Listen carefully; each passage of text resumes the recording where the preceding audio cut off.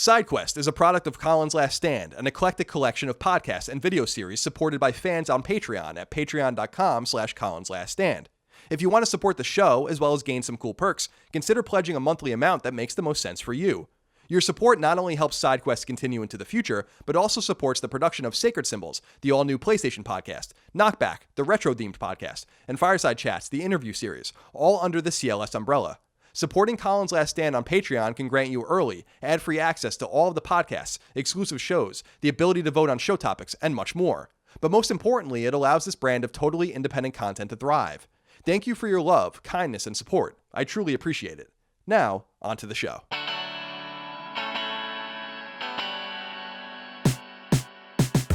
This video review is based upon a copy of Spider-Man provided by Sony before release and free of charge.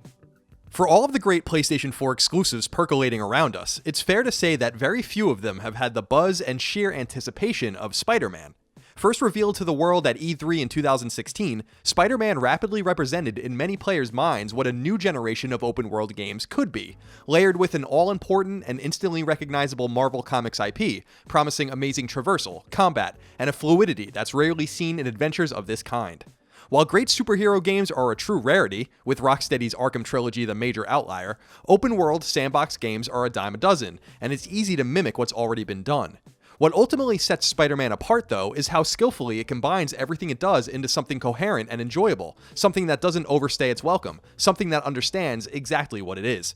PS4 Spider-Man is nowhere near being the best open-world game ever made, and it's far from a flawless package. Indeed, I think it's the weakest of the three marquee PlayStation exclusives launched in 2018.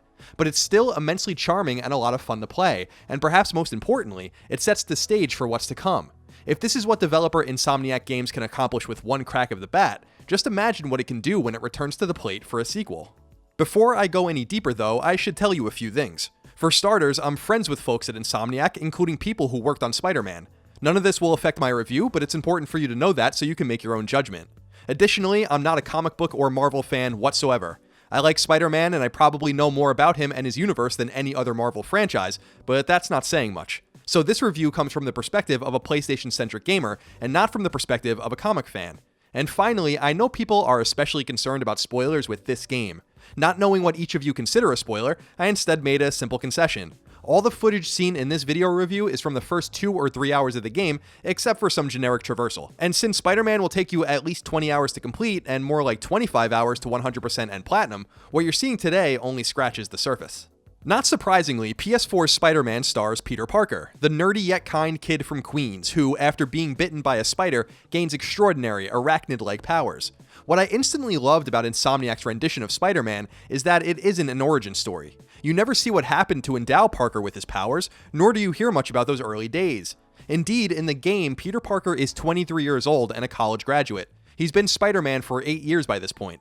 There are a ton of collectibles and some side chatter that fill in a few gaps, but in reality, the Peter Parker you find here is comfortable in his own skin, used to his powers, and simply trying to get by in the world.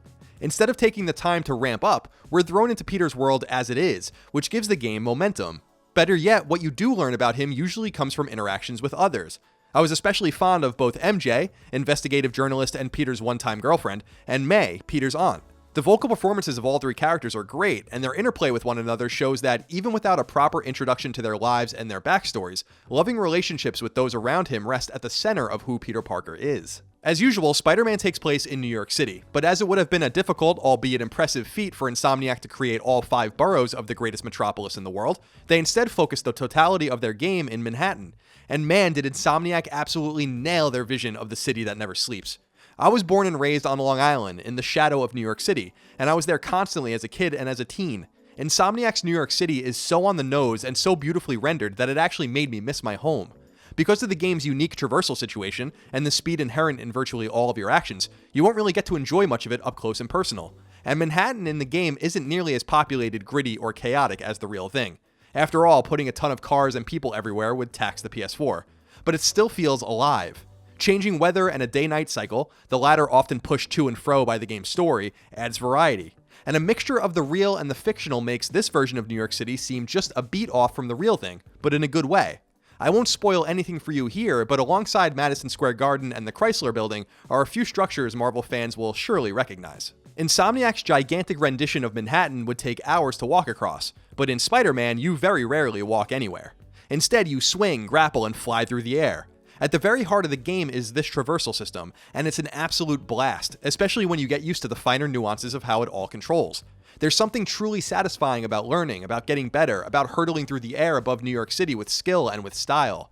Swinging is as easy as jumping with X and holding down R2 to send a silky line towards the nearest structure, and away you go. But it's how you massage the controls, throttle the sticks, and maintain your momentum that truly matters. There isn't a single thing in PS4 Spider-Man more fun than this. Leaping onto skyscrapers and other iconic structures of Manhattan is a blast, and it's fun for others to glimpse too. My girlfriend is around me playing games all the time, often disinterested, but I caught her more than a few times totally engaged in watching me swing around.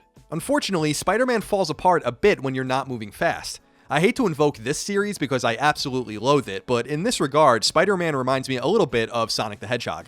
Sonic is all about speed, and it's virtually unplayable when you're not fluidly moving, at least in my experience. Nonetheless, I won't say Spider-Man is nearly that bad because it isn't, but if you're not swinging, lunging, or throwing fists and kicks, you feel like a 5-ton anvil.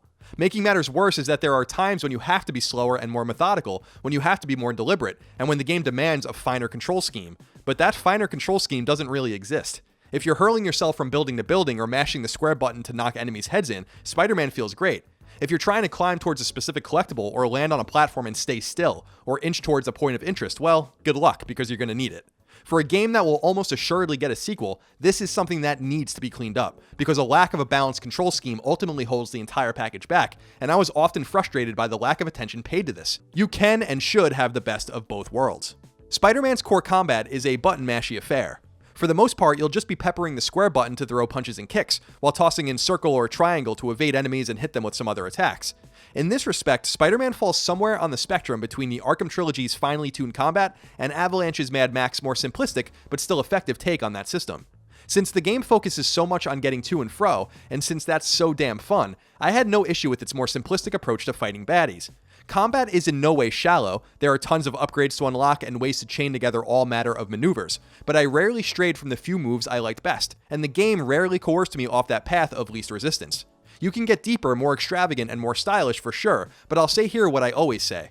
If a game doesn't force you to use 80% of its move list, that move list might as well not exist at all. Third-person action games that excel most give you moves and convince you that you have to use them. Otherwise, what's the point? So while I could launch myself there and tie this guy up with webs and then use explosive or electrical attacks to stun that group of enemies and then stylishly pick them off, why would I when I can just bash the square button and occasionally parry out of harm's way? Combat almost always takes place within the confines of a dueling storyline and a series of side quests that introduce you to the more unsavory elements of New York City's sinister underworld. And virtually everything you do nets you experience points that can be used to level Spider-Man up, purchasing those aforementioned moves and skills, and giving you more health, attack power, and more. Spider-Man actually excels a great deal on a systems and engagement level, rewarding your every move in some way, shape, or form.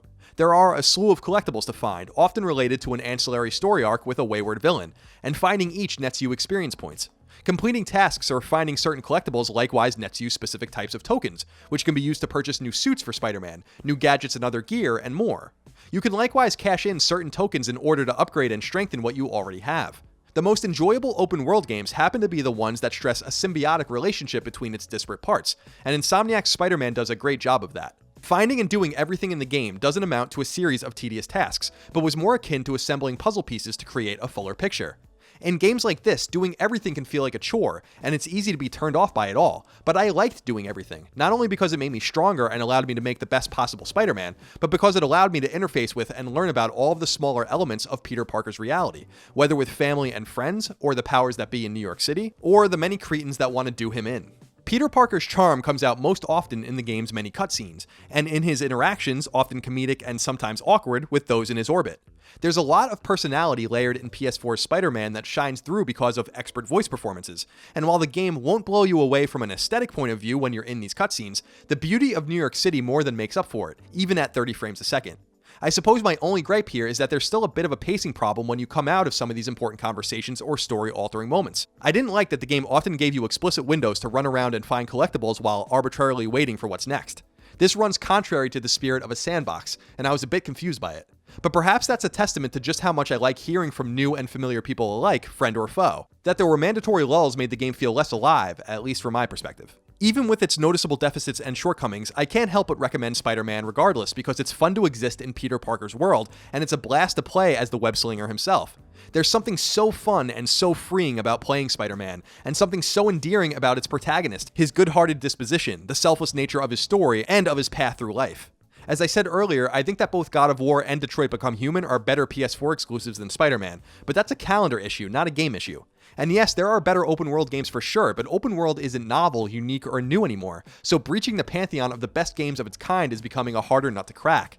That Insomniac made a game so coherent and so beautiful in such a competitive market is a studio-defining moment for the minds behind Spyro, Ratchet & Clank, Resistance, and Sunset Overdrive. Like I already insinuated, the masterpiece Spider-Man game will likely be this game's sequel, when Insomniac can iron out the wrinkles and create something truly phenomenal. Until then, though, we're left with this Spider-Man, a worthy addition to your PlayStation 4 library, a game that doesn't demand enormous amounts of time, that doesn't overstay its welcome, and that understands exactly what it is.